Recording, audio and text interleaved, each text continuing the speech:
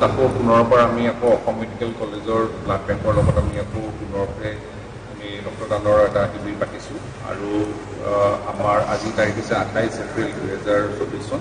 আমি সাধাৰণতে আমি ব্লাড ডোনাৰ্ছ ডে দিনা আমি পাতোঁ, কিন্তু আমি অলপ খবৰ পাই বা আমি গম পাইছোঁ যে যিহেতু মানে ব্লাডৰ সংখ্যা অলপ কমি থাকে হেৰি কৰি, গতিকে আমি সেইটো তততেকে আমি আচলতে আগতীয়াকৈ আমি প্ৰগ্ৰাম এটা অৰ্গেনাইজ কৰিলোঁ আৰু এই প্ৰগ্ৰামটোত আচলতে আমাৰ ছাত্ৰ ছাত্ৰী যথেষ্ট এটা মানে পাৰ্টিচিপেট কৰে আৰু এই ৰক্তদানটো কৰিলে খুব ভাল হয় আচলতে। আৰু যি ছাত্ৰই যেনে ব্লাড ডনেট কৰে তেওঁলোকৰ সেইদিনাখনৰ পৰাই তেওঁলোকে আৰু এক্টিভলি কাম কৰিব পাৰে বুলি তেওঁলোকে নিজেই কয়।